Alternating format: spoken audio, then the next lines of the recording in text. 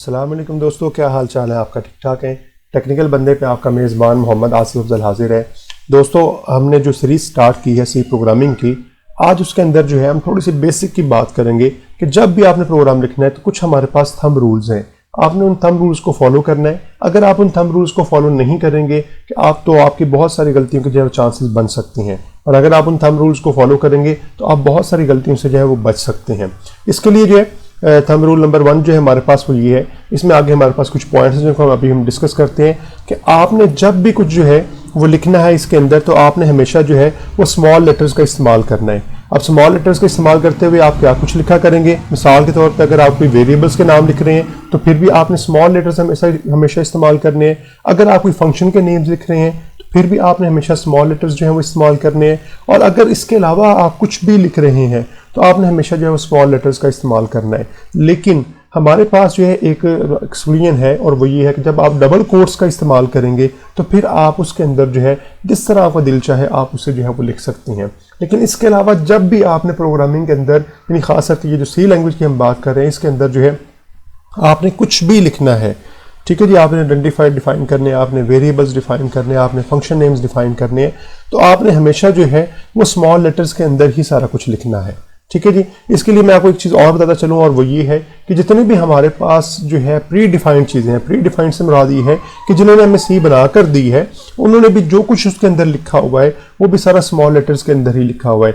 मिसाल के तौर पे उसके जो कीवर्ड्स हैं, उसके जो है हमारे पास फंक्शन नेम्स हैं। आप इससे इन जो टर्मिनोलॉजीज़ हैं, इससे अभी आप इतना घबराएं ना। इन सारी टर्म्स को हमने जो है वो 1 बाय 1 आगे आने वाले लेक्चर्स में हमें डिस्कस करना है, तो इसलिए आपने इनसे परेशान नहीं होना। मैं आपको ये सारी चीज़ें जो है वो 1 बाय 1 जो है वो आपको बताऊँगा। सिर्फ अभी आप ये बताना चाह रहा हूँ कि जो कुछ भी पहले अवेलेबल है सी के अंदर जो है वो सारा कुछ भी जो है वो आपका स्मॉल लेटर्स के अंदर लिखा हुआ है। हम आगे जाके जब प्रोग्राम लिखने शुरू करेंगे तो फिर आपको मैं वहाँ पे बताऊंगा कि आपके जितने भी ये चीज़ें एग्जिस्ट करती हैं सी के अंदर जो है, जो पहले से उन्होंने बना के रखी हुई है, बिल्ट इन है या प्री डिफाइंड है, वो सारी की सारी आपकी जो है वो स्मॉल लेटर्स के अंदर ही लिखी हुई है। लेकिन यहाँ पर भी आपने ये बात याद रखनी है कि जब कभी आप वो प्री डिफाइंड चीज़ों को इस्तेमाल कर रहे हैं तो उसके अंदर जब कभी आप डबल कोड का इस्तेमाल करेंगे तो उसके अंदर आपको आज़ादी है कि आप जिस तरह से मर्जी लिख लें, या कोशिश करें कि आप उसके अंदर भी स्मॉल लिखें, लेकिन उसके अंदर आप जो है अपनी मर्जी कर सकती हैं।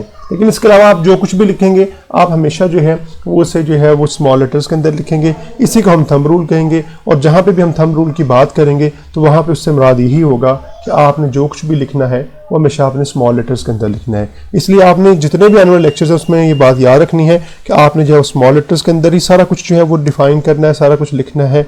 तो आपने अगर इन चीज़ों को फॉलो करेंगे तो आपके बहुत सारी जो एरर्स के हैं वो ऑटोमेटिकली ठीक हो जाएंगी, और आप बहुत सारी एरर्स को जो है वो यहाँ से जो है वो अवॉइड कर जाया करेंगे। तो उम्मीद है आपको थंब रूल की समझ आ गई होगी। तो वीडियो को ज़रूर लाइक कर दीजिएगा, और अगर अभी तक आपने मेरा चैनल सब्सक्राइब नहीं किया तो प्लीज़ मेरे चैनल को सब्सक्राइब कर दें, और साथ में लगे बेल के आइकन को ज़रूर प्रेस कर दीजिएगा ताकि मेरे आने वाली जितनी भी वीडियोज़ हैं उनके नोटिफिकेशन आप तक वक्त पे पहुँचते रहें। ओके जी, मिलते हैं अपनी नेक्स्ट वीडियो के अंदर।